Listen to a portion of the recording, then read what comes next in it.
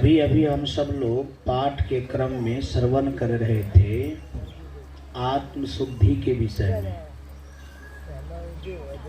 कि जिनका आत्मा शुद्ध नहीं है उनके जीवन में धर्म का रहना संभव नहीं है। ये महावीर के शब्दों के अनुसार कथनानुसार श्रवण कर रहे थे। आत्मशुद्धि धर्म को रखने में सबल होता है। आत्मशुद्धि के बिना आपके जीवन में धर्म नहीं रह सकता है। तो ऐसा ही शब्दों में हम सब लोग सुने, लेकिन आत्मशुद्धि के संबंध में हम सब लोग पहले इस बात को जाने कौन कौन सा चीज किस किस तरह के चीज को त्यागने से कौन कौन चीज शुद्ध होता है। कोई आदमी ऐसा सोच ले कि हम आत्मा को ही शुद्ध बना लेंगे, तो उनसे भी कुछ नीचा का परत है। जो परत शुद्ध होते होते होते जब लोग ऊपर होते हैं, तब फिर सबसे ऊपर जो आत्मा है उनका शुद्धिकरण होता है। तो 10 प्रकार का जीवन में मैल है। जीवन में 10 प्रकार का मैल है जो 3 भागों में बटा हुआ है। एक शरीर भाग, एक वाणी भाग और एक मन भाग। ये तीनों अपने आप में बहुत कारगर है। तीनों के समावेश से ही कोई कार्य संभव है, और तीनों जब शुद्ध होता है तब उनके द्वारा जो भी काम होता है वो शुद्ध हो जाता है। तीनों में अगर एक भी चीज अशुद्ध रहा तो फिर तीनों के समावेश के बिना तो कोई कार्य कर नहीं सकते हैं। कोई आदमी सोचे कि हम मन से ही कार्य कर लेंगे, तो केवल मन से कार्य हो जाएगा। कोई आदमी कहे कि नहीं, मन की जरूरत नहीं है, केवल तन से ही कार्य कर लेंगे, तो बिना मन का तन तो हिलवे नहीं करेगा। यानी तन मन भी है, लेकिन अब आत्मा ही नहीं है तो तन मन का कोई अस्तित्व रह पाएगा। बिना आत्मा का न तन का न मन का अस्तित्व रहता है। इसीलिए तीनों को रहना जरूरी तो है ही, लेकिन कार्य अगर सुंदर बनाना चाहते हैं तो तीनों को सुंदर रहना जरूरी है। और तीनों का बुराई अलग अलग है, तीनों का मैल अलग अलग है। आप सोचेंगे केवल आत्मा को शुद्ध बना लेंगे, वाणी को छोड़ देंगे, या वाणी को केवल शुद्ध बना लेंगे, तन को छोड़ देंगे, तो कोई एक चीज आपका बढ़िया नहीं हो सकता है। यह 2 चीज उसको डैमेज कर देंगे, यानी उनको भी क्या करेंगे, जैसा ये 2 रहेगा वैसा ही उनको बना देंगे। तो सबसे पहले तीनों प्रकार के मैल को अपना सब लोग याद कर लें, इसके विषय में जानें। जब इस चीज को हम सही तरीका से जानेंगे तो ख्याल करके उसको निकालने में सबल हो जाएंगे। प्रश्न है, अगर आप लोग से कोई पूछ दे कि मन का मैल क्या सब है, तो इसमें से कोई ऐसा लोग हैं जिनको याद है कि मन का ये मैल है, ये सब आने के लिए नहीं देंगे तो हमारा मन अच्छा रहेगा। तो मन के मैल किसी को याद है? जैसे कभी कभी अपना सब लोग कहते रहते हैं कि मन साफ रहेगा तब न भजन होगा, मन साफ रहेगा तब न ध्यान होगा, मन साफ रहेगा तब न और सब चीज अच्छा रहेगा। तो कपड़ा के मैल को तो आंख से देख लेता हूँ अपना लोग कि हाँ मैल है कि साफ है। आंगन दरवाजे के गंदगी को तो देख लेता हूँ, इस कारण से आंगन, इस कारण से दरवाजा गंदा है, या और चीज। लेकिन मन के मैल को कैसे देखेंगे कि हमारा मन मैल है कि साफ है? साफ है तो क्यों साफ करेंगे? मैल है तो कैसे मैल है, कौन कौन चीज है जिस कारण से मन मैल है, उसको निकाल देंगे तो साफ होगा। इसके लिए शास्त्रों में दिया गया है कि मन का 4 मैल। मन का पहला मैल है मान, दूसरा छल, तीसरा क्रोध, चौथा द्वेष। ये 4 मैल किस चीज का है? मन का है। मान का तात्पर्य होता है कि अपना लोग के मन में जो हर वक्त बना रहता है कि मुझे सम्मान मिलना चाहिए। क्या मिलना चाहिए? सम्मान। आज देखिए यहाँ सत्संग है, बहुत लोग को सूचित किया गया होगा, हो सकता है किसी कारण बस छूट भी गए होंगे, तो बार बार निवेदन किया गया कि सब लोग सत्संग में आए, सत्संग को श्रवण करें, सत्संग के अमृतमयी वचनों को श्रवण कर जीवन को सुंदर बनाएं। लेकिन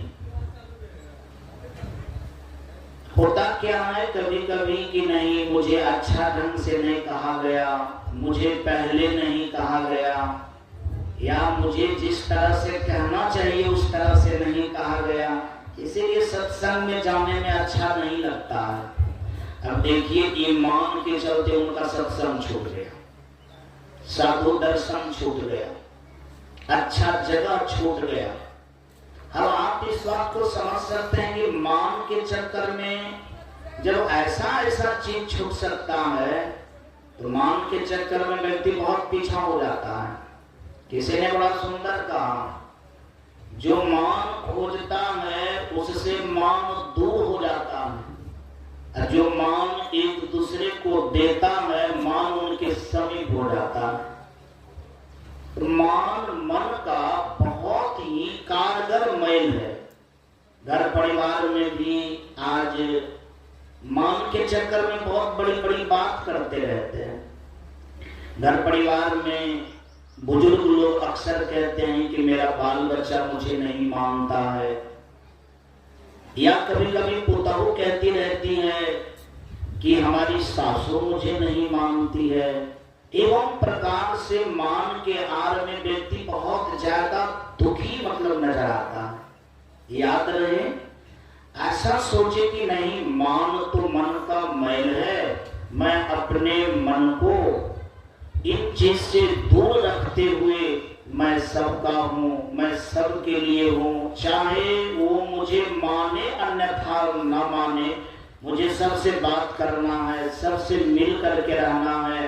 तो मैं समझता हूँ कि अगर इस बात को ब्रेन में समझ ले कि नहीं मान मैल है, और जब मैं कपड़ा को साफ रखना ज्यादा पसंद करता हूँ, तो मन तो कपड़ा से भी कीमती है, मन तो बहुत शक्तिशाली है। जो शक्ति मान के चलते यानी समाप्त होता जा रहा है, ऐसा चीज को हटा करके हम अपने मन को निर्मल करें तो वो शक्ति दिखेगा, या वो शक्ति एक दूसरे को जोड़ने में सफल हो जाएगा।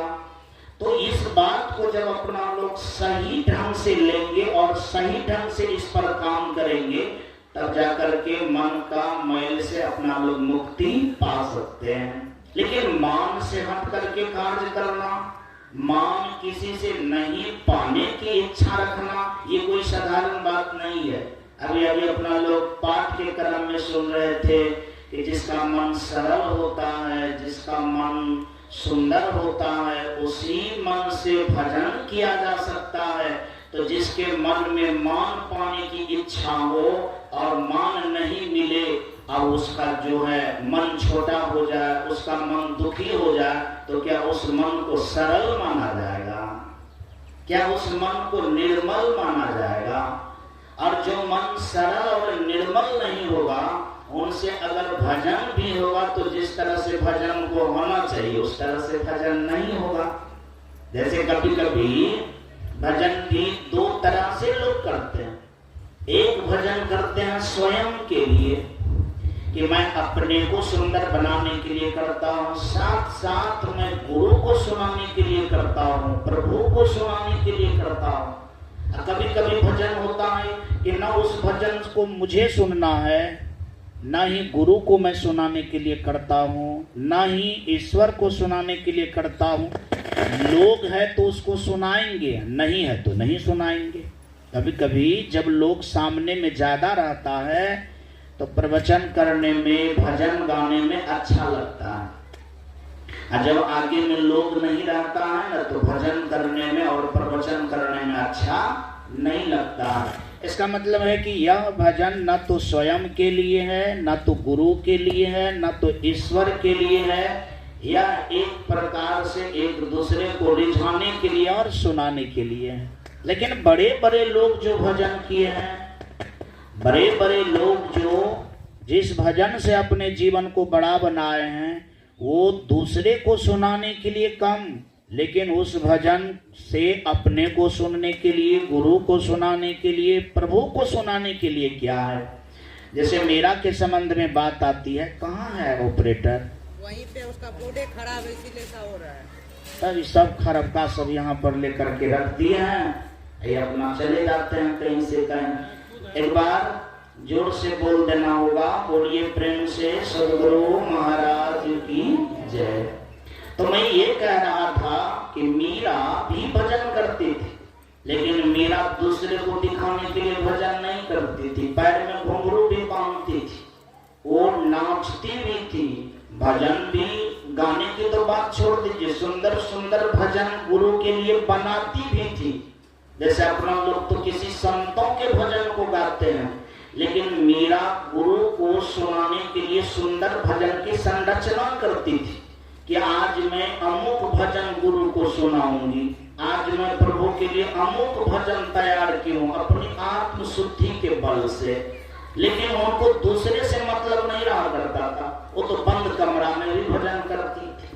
लेकिन हम सब लोग के जैसे साधु को तो जब तक बढ़िया पंडाल नहीं रहता है, जब तक लोग आगे में नहीं रहता है, तब तक मन ही नहीं लगता।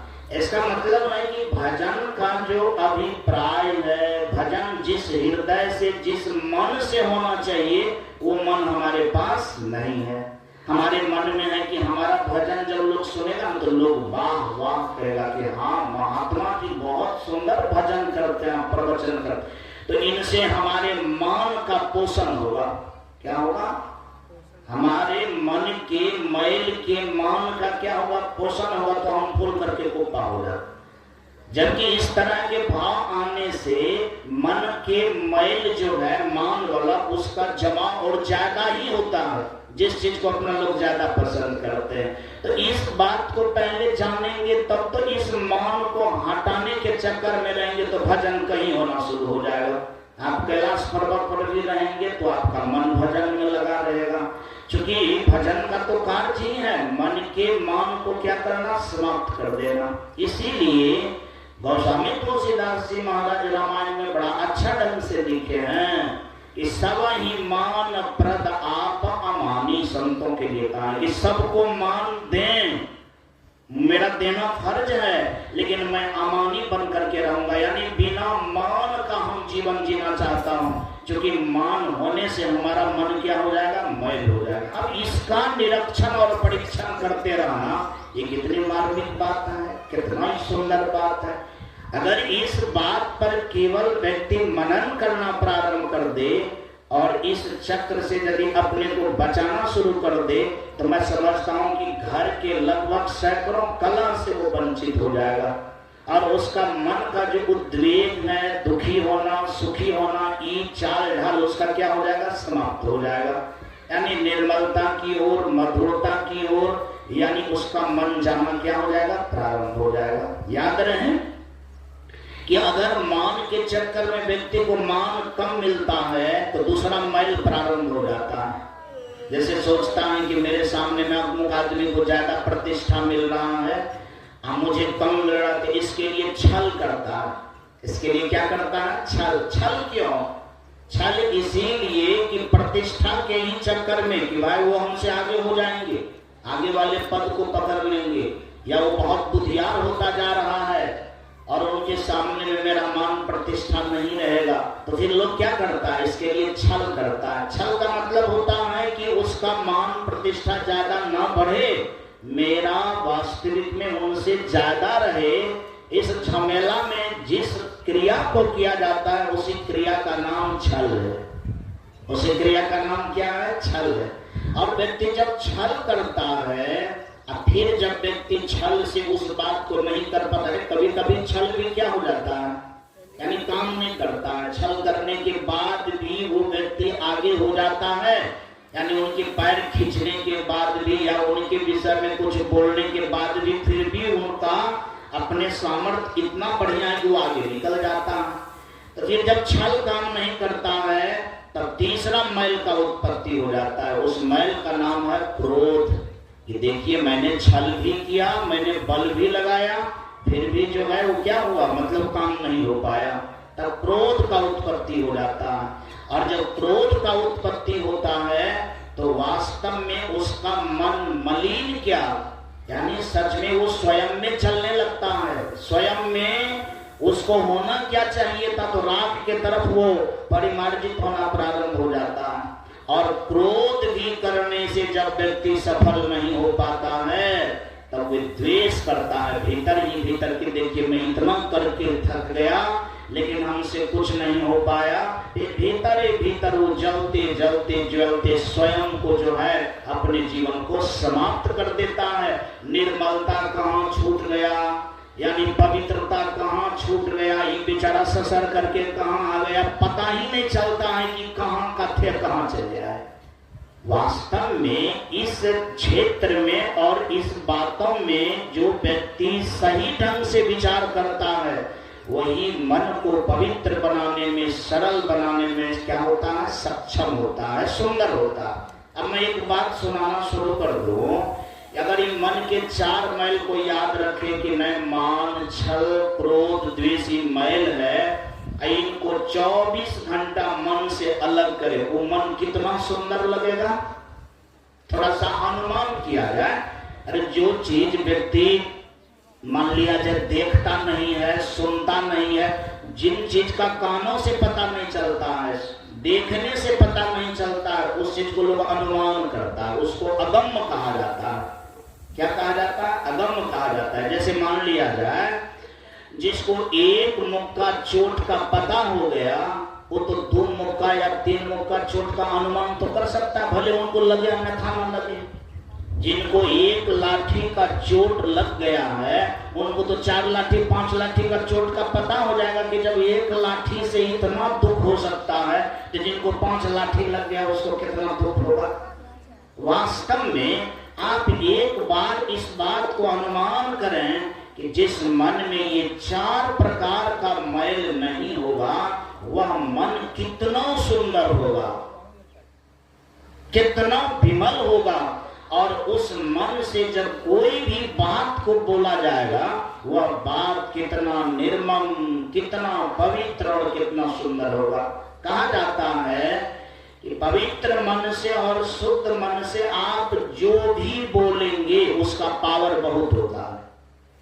उसका पावर क्या होता है? बहुत, मतलब जो भी आप बोलेंगे वह शुद्ध ही होगा, क्योंकि शुद्ध चीज से निकला हुआ जो चीज होगा वो क्या होगा? शुद्ध ही होगा। जो शुद्ध, जैसे फूल के निकट से जो हवा निकलता है वो सुगंधित होता है, और वही हवा जब गंदगी के निकट से निकलता है तो क्या होता है? दुर्गंधित होता है।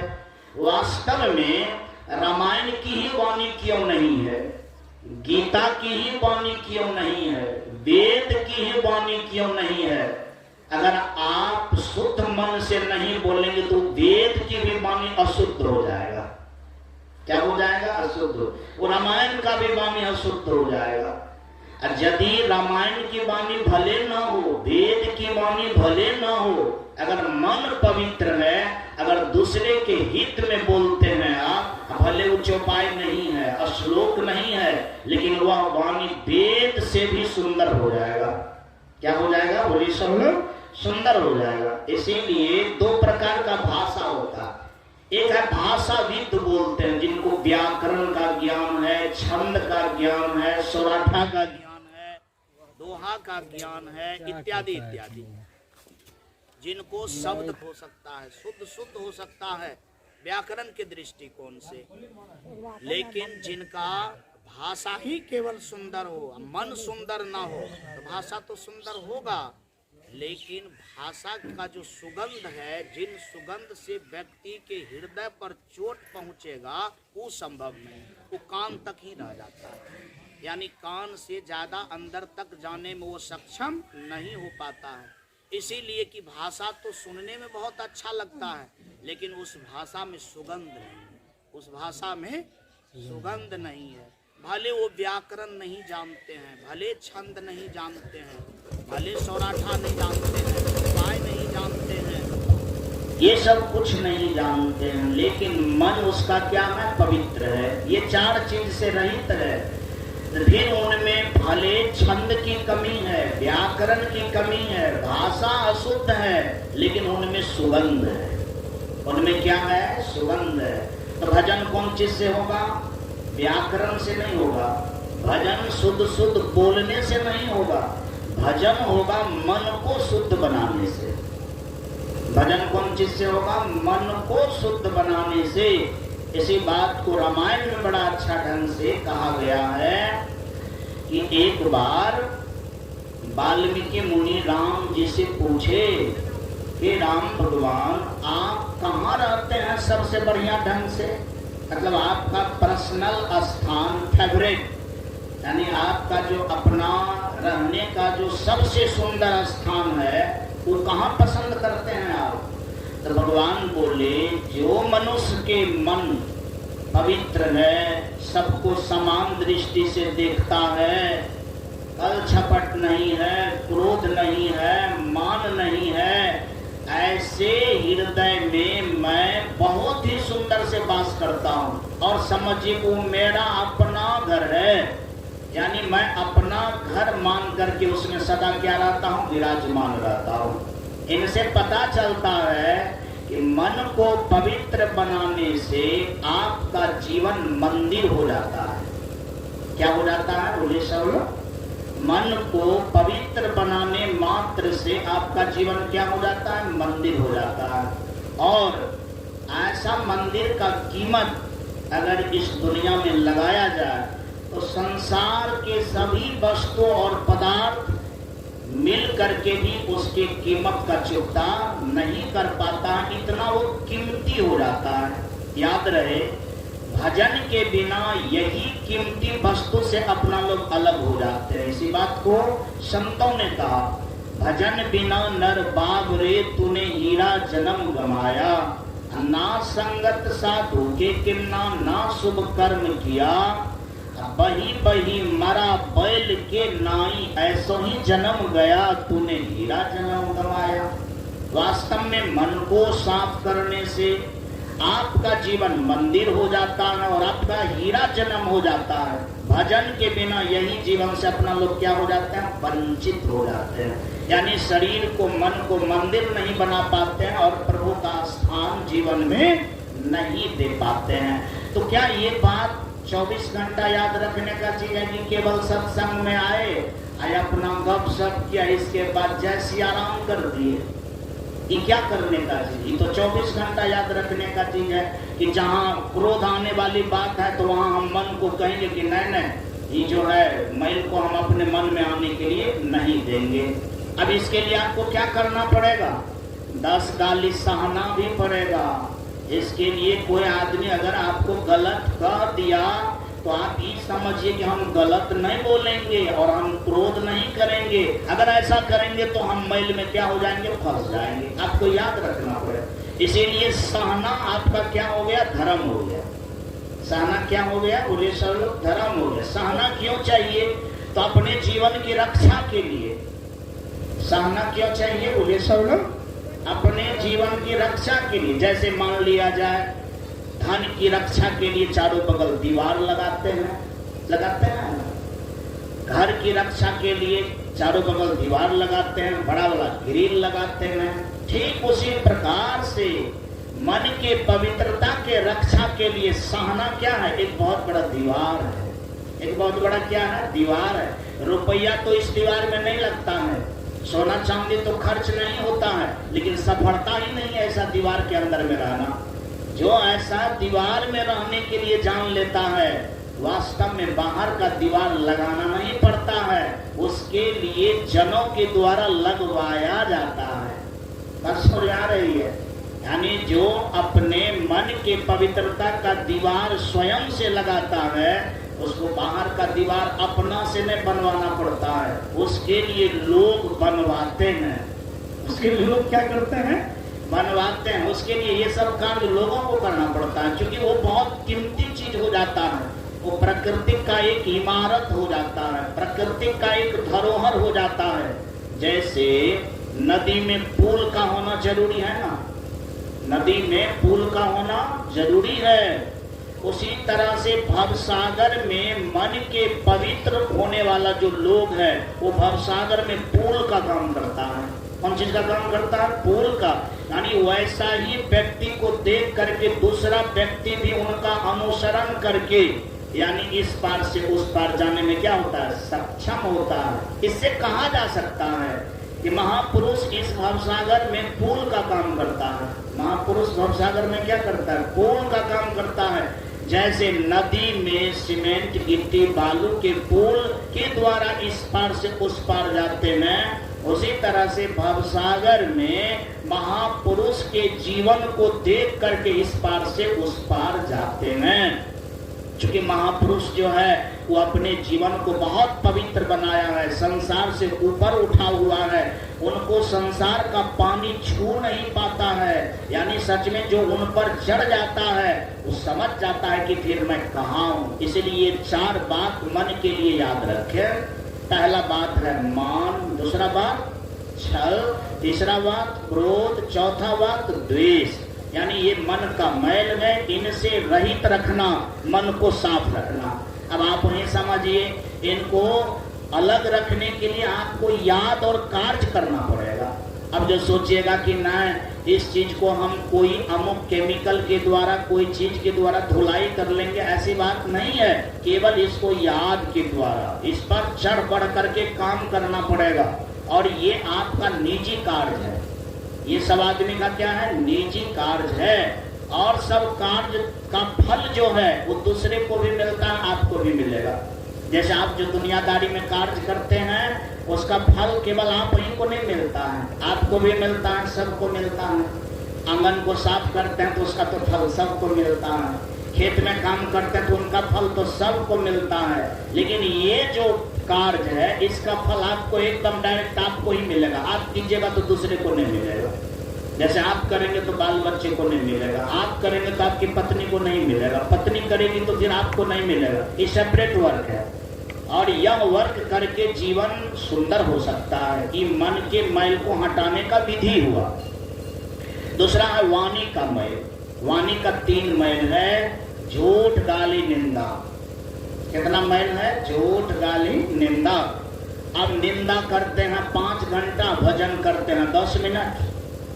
आप वही बताइए। अब गंदगी चीज से भगवान का नाम लीजिएगा, गंदा है 10 किलो, अब बढ़िया चीज है 250 ग्राम। अब बताइए, इतना गंदगी में जब 250 ग्राम बढ़िया जाएगा तो बढ़िया रहेगा? तो बढ़िया नहीं रहेगा। वो कैसे रहेगा बढ़िया? वो तो खराब हो जाएगा।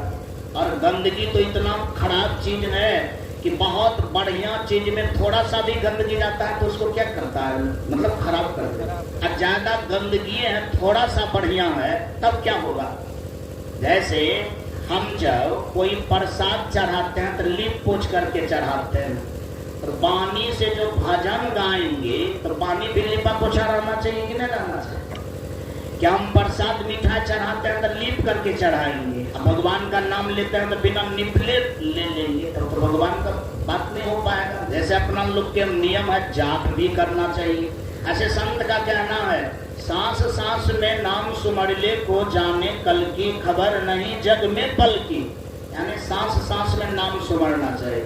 अब जैसे नाम सुमरने के लिए तो मुंह से भी बोलना पड़ेगा। कहा उसी वाणी से सांस सांस से नाम सुमर सकते हैं, जो वाणी में झूठ नहीं है, जो वाणी में गाली नहीं है, जो वाणी में निंदा नहीं है। और 3 कार्य करने में तो व्यक्ति को बड़ा आनंद लगता है। जैसे अभी देखिए, जितने लोग यहाँ पर हैं, अगर बगल में कहीं लड़ाई फंस गया, गाली गलौज शुरू हो गया, तो मैं समझता हूँ कि यहाँ से 10 गुना ज्यादा वहाँ आदमी बिना पंडाल के धूप में खड़े रहेंगे और सुनेंगे कि किनका गाली कितना कसगर है, कितना कारगर है, और प्रेम से सुनेगा।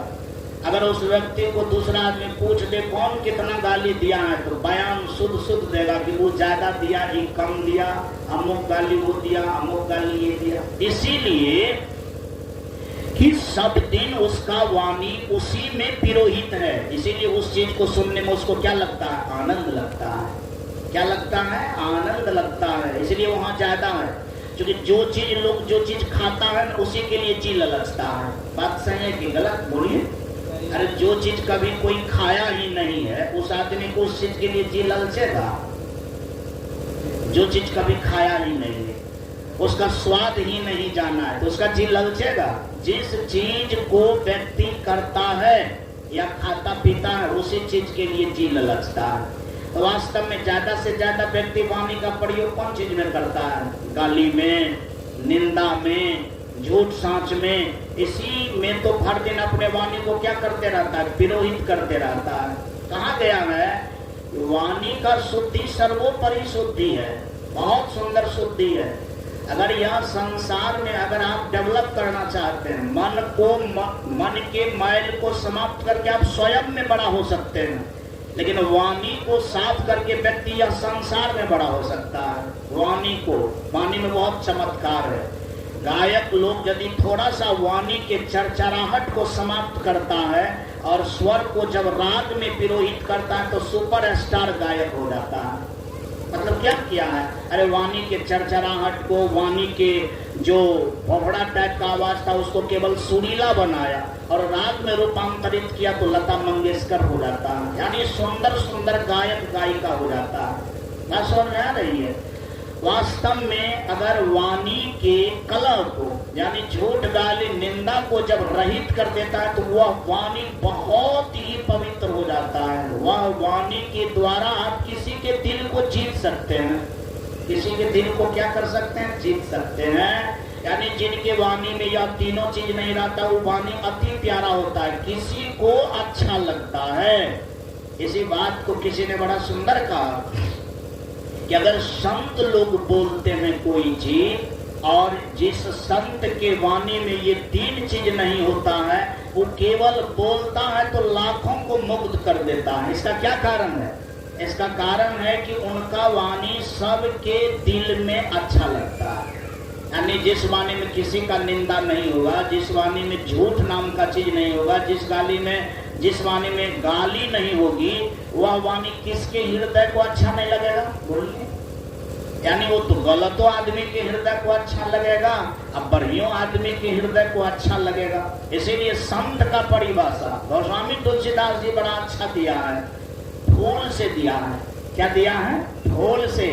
कहा जिस तरह से फूल गड़बड़ आदमी भी हाथ में लेता है तो उसके भी हाथ को सुगंधित कर देता है, और जब बढ़िया भी आदमी फूल को हाथ में लेता है तो क्या होगा? उनके भी हाथ को सुगंधित कर देता है, क्योंकि उनके जीवन में किसी से ईर्ष्या द्वेष है ही नहीं। यानी उनका जो वाणी होता है उसका वाणी सबके लिए समान है। अगर गड़बड़ आदमी सुने तो उसका गड़बड़ी बढ़िया हो जाता है, बढ़िया आदमी सुने तो सदा के लिए बढ़िया रहता है, उसमें गड़बड़ी प्रवेश नहीं करेगा।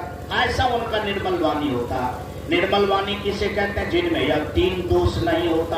अब आप बताइए, अगर अपना लोग इस वाणी का रक्षा इस तरह से कर लिए, मन का रक्षा इस तरह से कर लिए, तो ये हुआ कि आप अपना जीवन की रक्षा करने के लिए जान रहे हैं। याद रहे, आज तक अपना लोग धन की रक्षा करना जानते हैं, अपना लोग यानी पेड़ पौधा का रक्षा करने के लिए जानते हैं, खेत खलिहान का रक्षा करने के लिए जानते हैं, लेकिन सबसे दीनहीन बात है कि स्वयं की रक्षा करने के लिए आज तक अपना लोग नहीं जान पाए। इसीलिए कहा गया कि तूने कंप्यूटर जाना तो क्या जाना, तूने दुनिया को जाना तो क्या जाना, तूने हर एक दुनिया के चीज को पा लिया तो क्या पा लिया। अगर तू स्वयं को ही भूल गया, स्वयं को ही नहीं जान पाया, तो समझिए आपका सब कुछ जानना क्या हो गया? बेकार हो गया। इसी को कहा जाता है दिया पास लिया दिया साफ। यानी वास्तव में आप संसार के तमाम चीज किया, लेकिन आप मन की रक्षा करने के लिए नहीं जाना, वाणी की रक्षा करने के लिए नहीं जाना, तो फिर आपने कुछ नहीं जाना। इसीलिए कि जो व्यक्ति के मुख में आवाज नहीं है, उस आदमी को पूछिए कि वाणी का कीमत कितना है। जिस व्यक्ति के मुख में आवाज नहीं है, वह व्यक्ति को पूछिए कि वाणी का कीमत कितना है। अगर वह चाहे कि पूरे ब्रह्मांड के भी संपत्ति को दे करके, एक तो दे नहीं सकता है क्योंकि सब है नहीं, अगर देगा भी तो फिर उसको यह वाणी प्राप्त हो जाएगा, कहीं इसका फैक्ट्री है, सो बात नहीं है।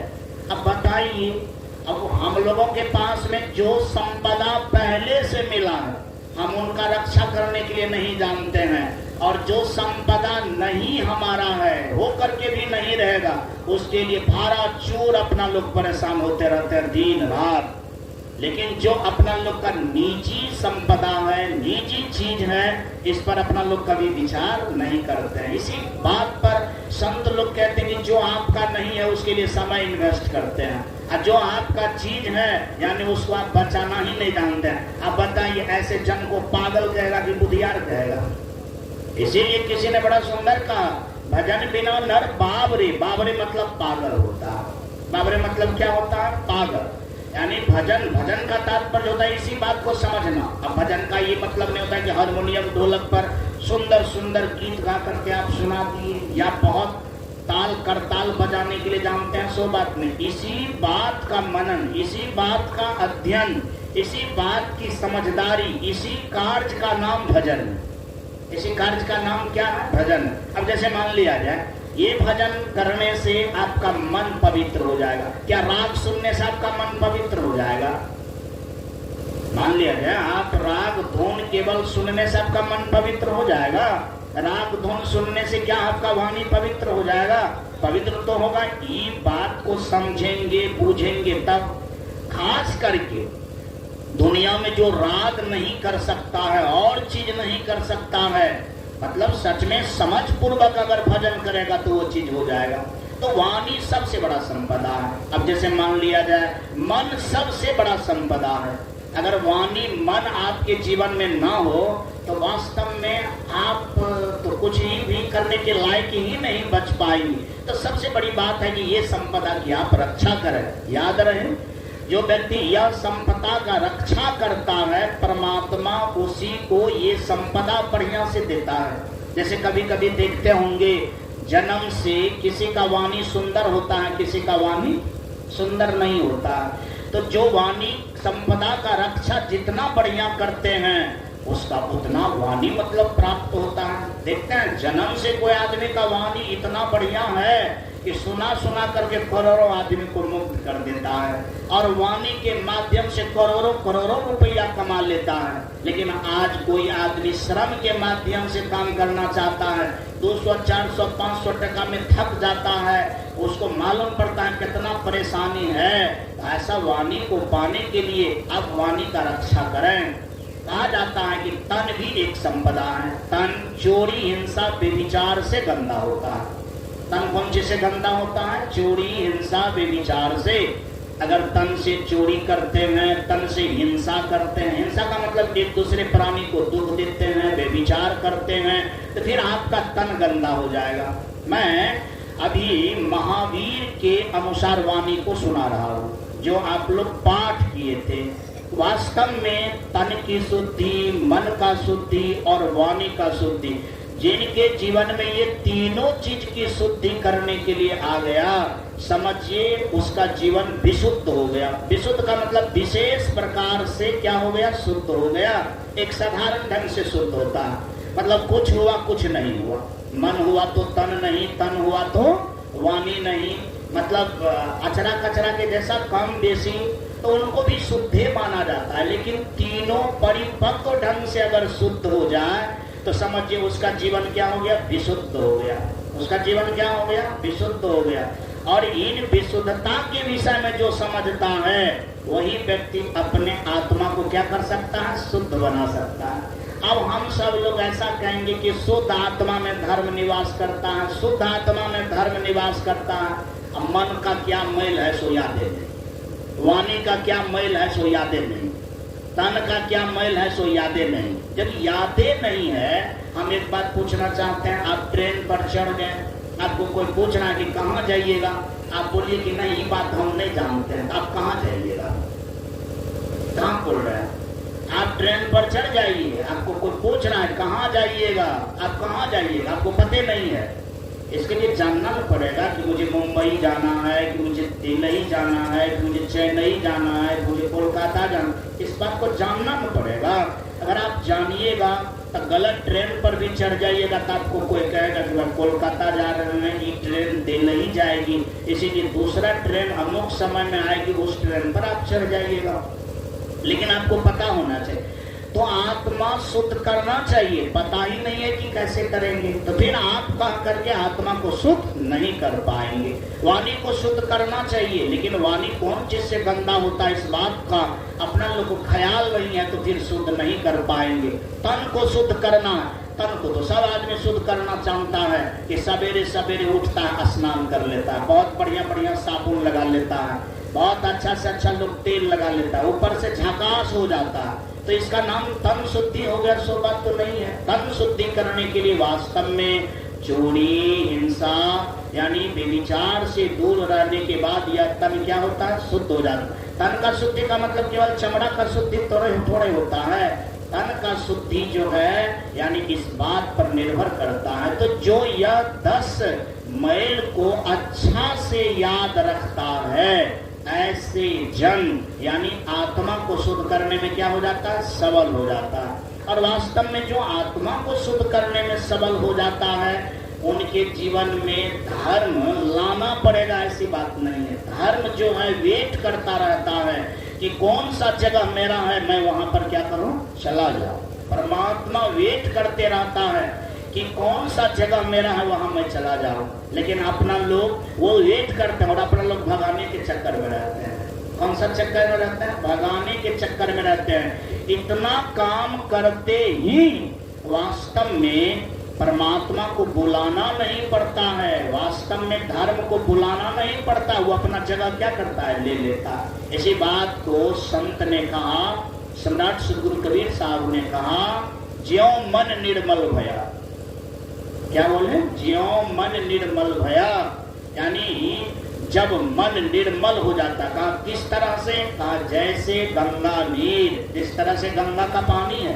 गंगा के पानी का उदाहरण क्यों दिया, ट्यूबवेल का पानी का उदाहरण नहीं दिया, कुआं के पानी का उदाहरण नहीं दिया, तालाब के पानी का उदाहरण नहीं दिया, गंगा के पानी का उदाहरण दिया। उसका कारण ये है, शुद्ध का मतलब बहुत तरह की बात होती है। शुद्ध का मतलब ये नहीं कि ट्यूबवेल के पानी, ट्यूबवेल का पानी ले लीजिए, गंगा के पानी को उठाइएगा तुरंत, अरे कुछ देर ठहरने के लिए दीजिए, वो एक अलग बात। लेकिन गंगा के पानी को लीजिए, ट्यूबवेल का पानी लीजिए, तो ज्यादा साफ ट्यूबवेल का पानी लगेगा।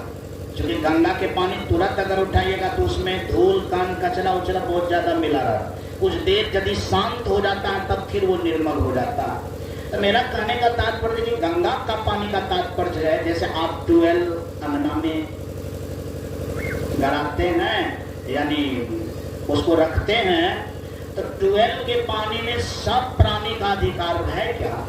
अरे सब मानव जा पाता है वहां?